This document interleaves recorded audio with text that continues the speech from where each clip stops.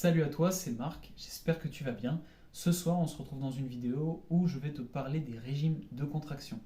Lorsque tu réalises un mouvement, tes muscles sont exposés à un des 4 régimes de contraction que je vais te citer. Avant tout, qu'est-ce que la contraction? La contraction, c'est la propriété qu'a un muscle à s'opposer, à faire face à une résistance, tout simplement. Et ton muscle, qui est constitué donc de fibres et de tissu conjonctif, vient se terminer avec des insertions tendineuses sur tes os. Si ces insertions tendineuses se rapprochent l'une de l'autre, on est dans le régime concentrique. Si tes insertions tendineuses s'éloignent l'une de l'autre, on est dans le régime excentrique. Si tes insertions tendineuses ne bougent pas, sont fixes et que ton muscle est contracté, nous sommes dans le régime de contraction isométrique.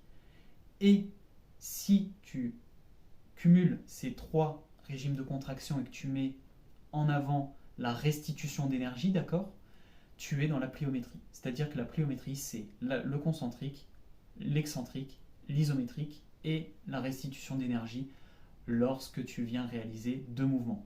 Pour illustrer mes propos, prenons l'exemple du curl du biceps avec une haltère. On va prendre une haltère de 10 kg.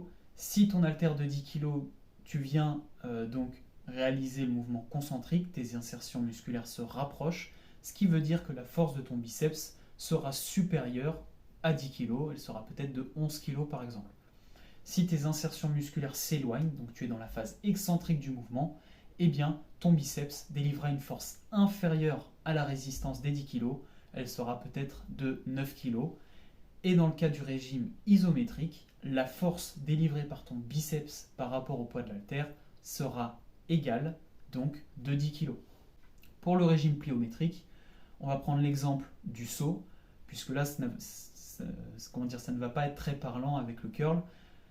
Imaginons que tu réalises un double saut. Tu sautes une première fois, tu fais un petit saut, puis tu vas faire un gros saut. Okay.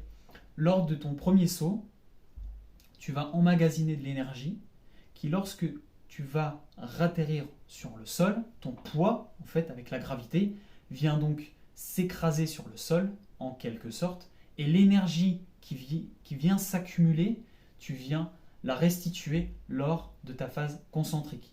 Donc, on va avoir en premier lieu une phase excentrique, tes insertions musculaires vont s'éloigner, une phase isométrique qui doit durer le moins de temps possible, puisque c'est durant cette phase isométrique que la restitution d'énergie du mouvement s'opère, et la phase concentrique qui va être plus puissante que le premier mouvement, tout simplement. Donc on a un premier saut, puis un double saut, qui sera beaucoup plus important, puisqu'on va utiliser l'énergie du premier saut pour rebondir plus haut. Petit rappel avant de te laisser là, la phase excentrique est très importante, puisque c'est uniquement durant la phase excentrique du mouvement que ton muscle vient créer des micro-lésions, puisque la force va être supérieure au muscle. Les insertions musculaires vont donc s'éloigner, mais le muscle sera contracté. Et donc, avoir des petites lésions, d'accord, qui vont venir se réparer lors de ta phase de récupération.